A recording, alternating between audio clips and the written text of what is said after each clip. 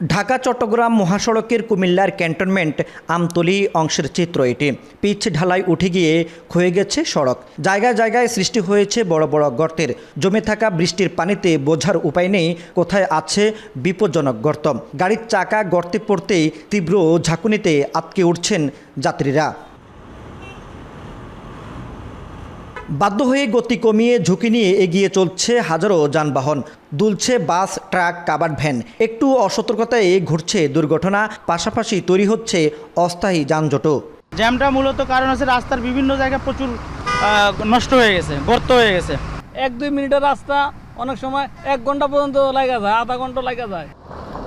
শুধু এই 2 কিলোমিটার সড়কই নয়, ছোট বড় অসংখ্য গর্ত আর খানাখন্দে নাজেহাল মহাসড়কের চট্টগ্রামের সিটি গেট থেকে নারায়ণগঞ্জের সাইনবোর্ড পর্যন্ত 230 কিলোমিটার। তবে দুর্ভোগের মাত্রা সবচেয়ে বেশি কুমিল্লার 105 কিলোমিটার এলাকায়। বর্ষার বৃষ্টিতে গর্তগুলো যেন আরও প্রকট। এতে একদিকে যেমন স্পষ্ট হচ্ছে সড়ক রক্ষণাবেক্ষণের দুর্বলতা, অন্যদিকে বাড়ছে দূরপাল্লার যাত্রী ও চালকদের ভোগান্তি। এখানে অনেক ভোগান্তি হয়, মানুষের গাড়ি উল্টে পাল্টে যায়। এই যে ভাঙার কারণে পাথরে চাক্কা মারা যায় আর কি, চাক্কা ভাঙার হয়, অনেক কষ্ট হয় আমাদের।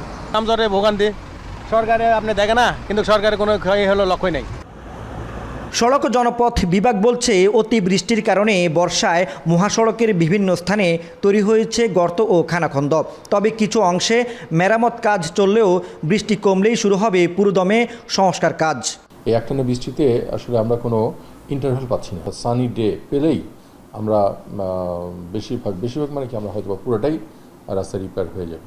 আমাদের ফুল টিম, যন্ত্রপাতি, মালামাল সব কিছু রেডি আছে। দেশের বাণিজ্য ও অর্থনীতির অন্যতম প্রধান এই মহাসড়ক দিয়ে প্রতিদিন চলাচল করে হাজারো পণ্য ও যাত্রীবাহী যানবাহন।